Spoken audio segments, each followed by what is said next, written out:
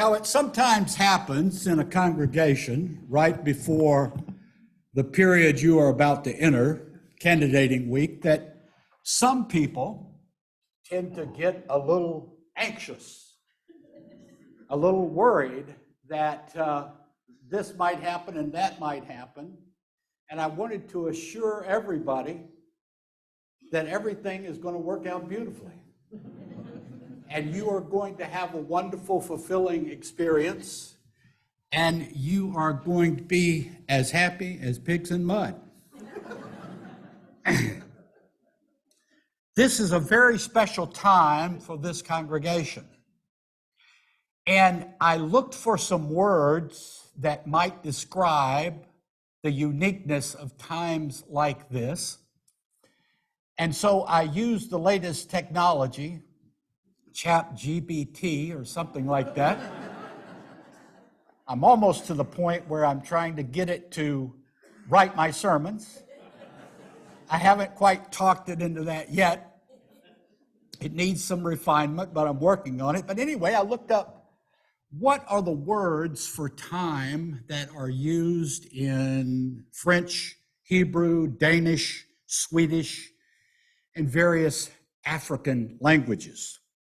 And all of these languages, and English included, talk about time in terms of units, like our English, a day, an hour, a minute, a week, a month, a year, and so forth. So the view of time that is revealed in language, which affects us, of course, is that time is some measurable unit of duration.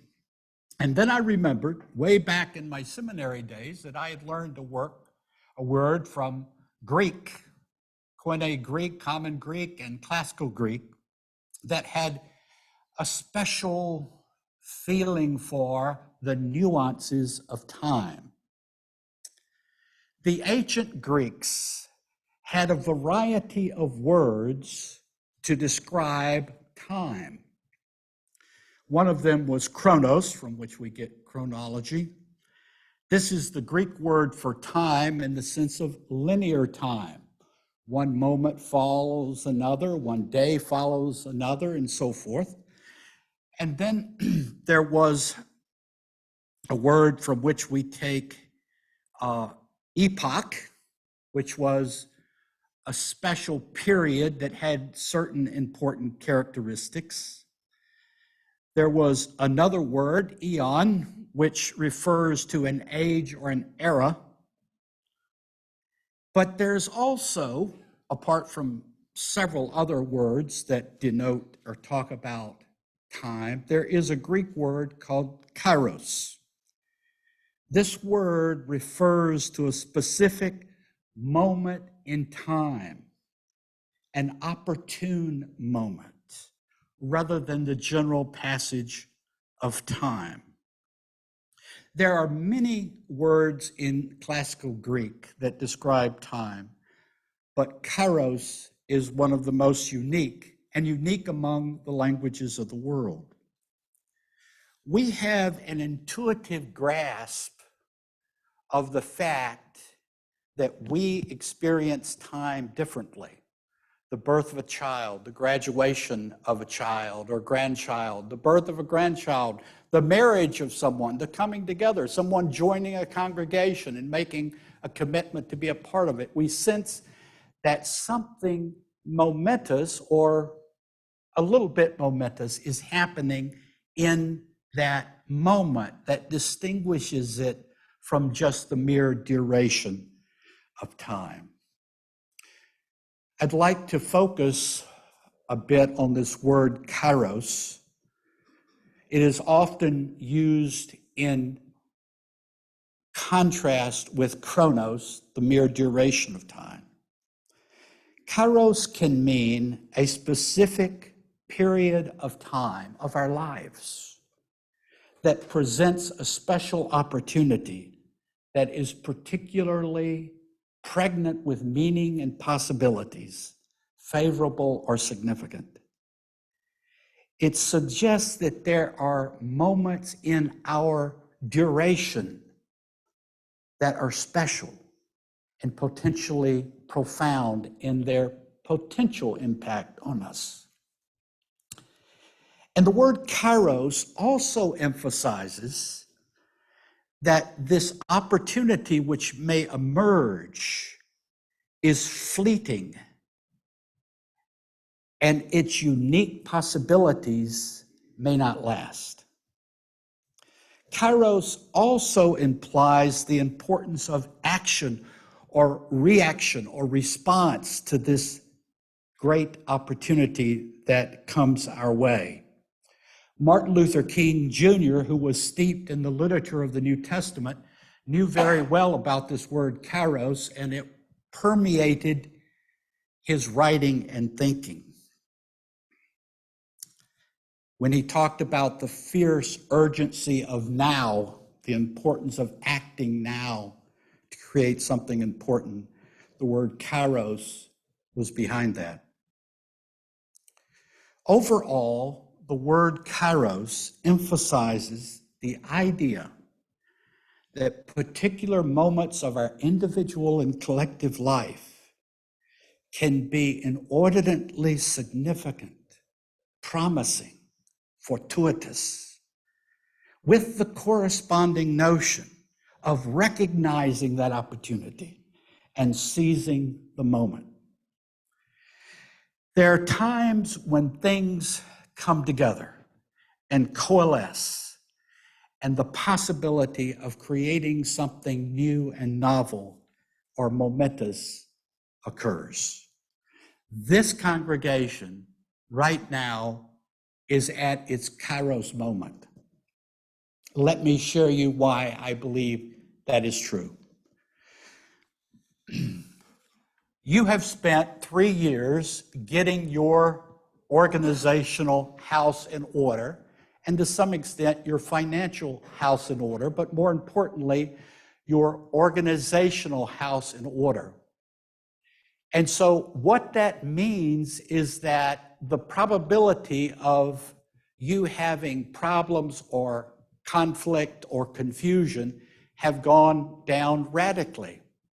I am a student of UU congregations, and I can tell you that you are ahead of 90% of the congregations out there in knowing and understanding and acting upon the importance of creating a structure that will allow you to free up the energy that exists here to do great things.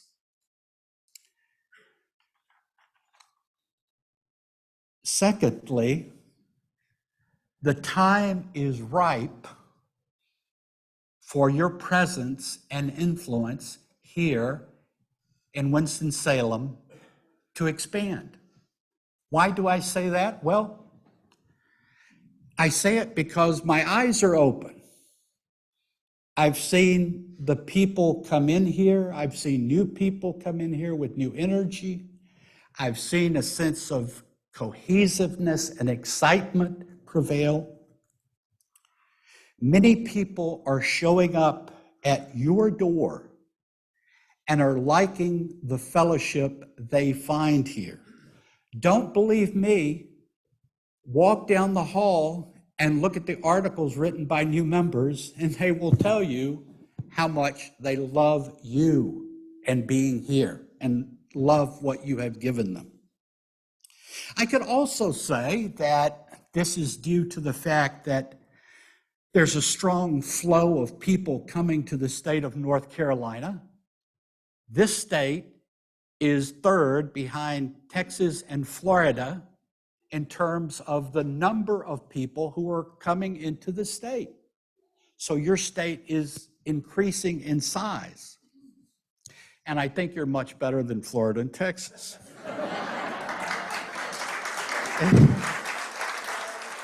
I sense you agree with me. I think you know what I'm talking about. It is also the Kairos moment because you have just chosen the perfect person to be your next settled minister. Don't believe me, just show up next Sunday and you'll know what I'm talking about. It is the basis of a wonderful co-ministry stretching out years ahead. That means that you have years of productive co-ministry ahead of you. Another reason why I believe this is the Kairos moment is for a long time, I believe this congregation did not have a clear sense of where a minister fit into your system. And the reason for that is that this congregation began as a fellowship and for decades was a healthy, thriving fellowship that had great success and did very well without a minister. And then in the early 1990s, you brought this intrusive person, a minister, into your system. And in my reading of your history, and I've tried to read it well, you have tried to figure out where the minister fits in your system, how that person is integrated into what you do. Yes, the minister is a preacher. Yes, the minister is a pastoral care person and resource. But is the minister an organizational leader? And if so, what does that mean? I think you've begun to grapple with these issues and are doing so very successfully. And I think the new governance system will help. The next reason you are in a Kairos moment is you have a dedicated, committed staff and a dedicated, committed group of lay leaders. As I said in one sermon earlier, you have about 25 people here that do all kinds of work as lay members. That group of people work together very effectively. That is an incredible resource and very important. I wish to emphasize something. You are in a Kairos moment because all of these things I've mentioned are true at the same time, which puts you in a very unique position. There are some challenges, however, on the horizon. One of them is how you will manage size. This congregation, as I look around, this room is fairly full. There's 40 or 50 people on Zoom. Consultants who work with congregations say that when a worship space begins to feel full, newcomers look at that and say, is there a place for me? And so therefore there is a need to either go to 2 services or build a new sanctuary or a larger space. If you built a larger space, that would cost you $1.5 million. You only have $350,000. Is somebody here willing to come up with the difference? Or if you go to 2 services, that is complicated. How would you navigate that? Those are challenges because you are on a trajectory to grow that is very real. What will you do? Then there is the issue of integrating new people. I believe approximately, this is imprecise, but around 50 people joined this church this year over the course of between September and now. New people are not just walking bodies. They are people who bring new perspective, new ideas, new experiences of ministry, of what church means, of what fellowship means. And how are you going to really embrace those new people, not as strangers in your midst, but as persons with whom you will do co-ministry together? And so that you don't lose your culture, you don't lose your identity, but you integrate it with new ideas, new blood, new perceptions, and make that possible. That too is not an easy thing, but fortunately you have staff that are able to help you do that.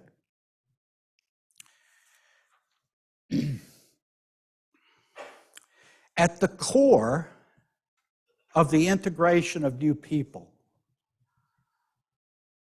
is the feeling everyone is able to have that they are heard and seen and valued and appreciated, whether they be someone who's been here 30 or 40 years or whether they've been here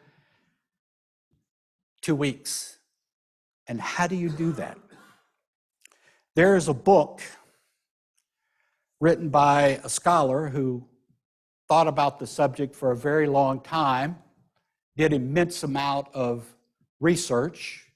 His name is Robin Dunbar, and he came to the conclusion that if you look at all the evidence available from history and sociology and so forth, that people are comfortable up to the point of being with a group of 150 people, and beyond that, they become uncomfortable because they feel like they cannot relate to everyone. They cannot engage in trustfulness towards a group larger than that. And so if a congregation, and you've already surpassed that number, but I can tell you this, that when a congregation reaches around 300 or 310, which is where you are, then if you, no matter how wonderful you are as a group of people, if you're not intentional about integrating new people, then fissures can occur.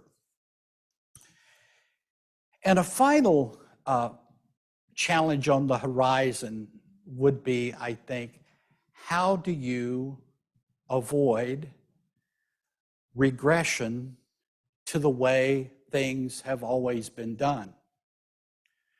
We have just spent 3 years trying to create a governance system that would free up the energies of people here, even new people, to be everything they possibly could be in creating a beloved community.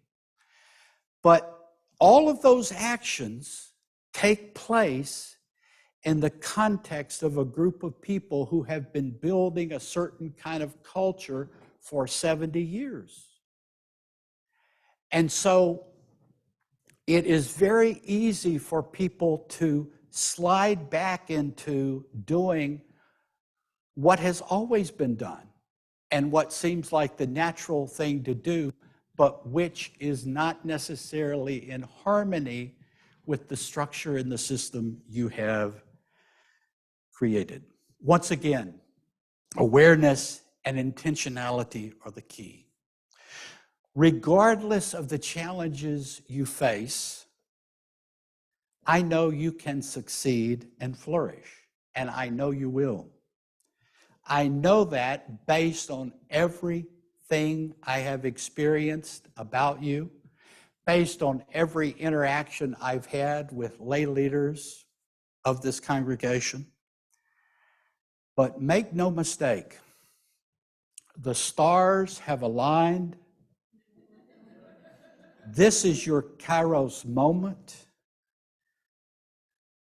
and it is given to you at this moment to fully fulfill all the opportunities life has showered upon you. It is all in your hands to seize the moment, to rise up to embrace the opportunities life has given you.